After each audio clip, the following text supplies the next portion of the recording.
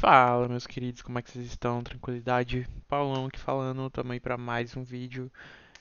Hoje eu vim trazer aqui para vocês rapidamente três diferenciais aí que eu teria hoje em dia se eu fosse arrumar uma oportunidade e eu estivesse começando na área, tá?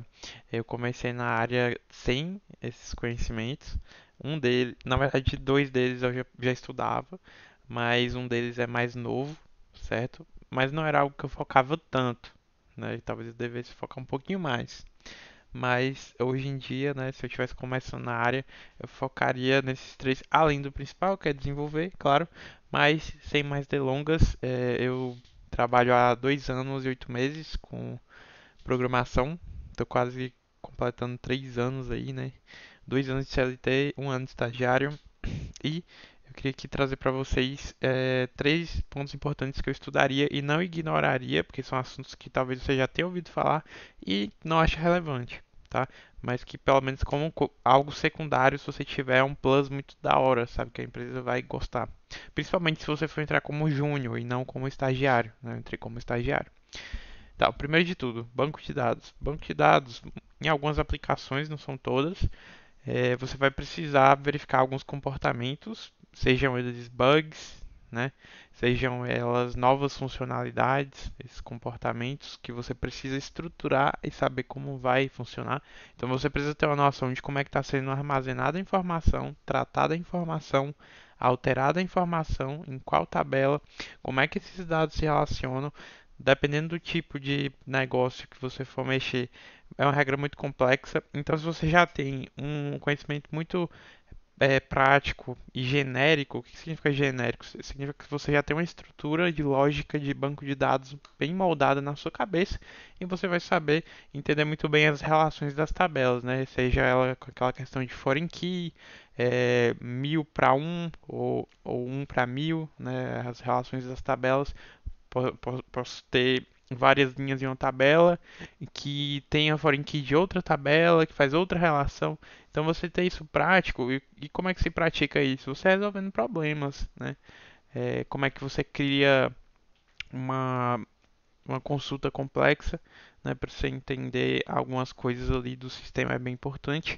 E se você aprende isso no YouTube, por exemplo, tem vários cursos que você tem aulas práticas, você consegue pausar o vídeo para fazer a questão. Então, isso é bem importante, tá? Então, se você for dar um update também, eu pelo menos sou uma pessoa que sou um desenvolvedor que mexe muito no banco, né? Então, às vezes eu posso passar uma sprint, 2 semanas aí só no em alterações de banco de dados, tá? É, às vezes você faz uma nova funcionalidade para atender alguma demanda e às vezes essa funcionalidade não tem como alterar via tela. Então você tem que desenvolver e vai ser desenvolvido. Mas enquanto isso não acontece, você vai precisar alterar via banco, por exemplo. Geralmente esse é o cenário mais simples, o cenário mais complexo é você verificar inconsistências de coisas que já foram utilizadas no sistema e que registraram de uma forma errada. Por exemplo, você vai ter que ver todo o traçado e todo o processo. Claro que muita coisa você já vai saber de regra de negócio na sua cabeça, mas é importante você já ter uma base estrutural para você fazer consulta de banco de dados, vai ficar bem mais fácil para você resolver problemas e etc. Outra coisa que é algo bem legal é os testes unitários e o BDD. Tá? Então, o BDD, para quem não conhece, é basicamente uma linguagem de testes. Você vai basicamente descrever o cenário de uma forma não tão detalhista, né? É importante ter os detalhes principais. Depende, na verdade, de qual a prática da empresa. É, na minha, por exemplo, a gente coloca os pontos principais, né? Os pontos secundários não são tão relevantes, principalmente quando se trata de novas funcionalidades, certo? Mas basicamente é uma descrição de um cenário de uma nova funcionalidade, por exemplo, que você está fazendo ali no sistema, ou algo que já existia, né? Você está implementando o BDD para descrever todos os cenários positivos que tem que dar certo. Então, se às 9 da manhã eu programei um despertador ontem, então esse despertador tem que tocar. Entende? Você tem que. É um cenário bem bestinha, mas é algo genérico. Você pode aplicar para qualquer tipo de nova funcionalidade ou algo que já tenha aí estruturado para você colocar no teu sistema, né? Ele se refere a descrever os cenários que são esperados ao clicar e acionar determinadas ações no sistema. Esse é algo besta, mas é, as empresas pedem, e isso vem acompanhado, que aí começa a complicar um pouquinho, mas geralmente quando você sabe programar, você vai saber fazer um teste unitário, tá? Então não tem muito o que se preocupar, mas é algo que você precisa ficar de olho aí, e se você só estiver ali colocando teu currículo e você saber o básico, você consegue desenrolar bem ali e se aprofundar no momento de praticar dentro da empresa. Né? Porque se você sabe programar, você vai saber fazer teste unitário. Então, se você sabe programar uma nova funcionalidade no sistema, você vai saber fazer teste unitário. É só uma linguagem um pouquinho, não é a linguagem de programação que eu quero dizer, mas é uma abordagem um pouquinho diferente. Você vai mocar os valores, certo? Nada mais que isso.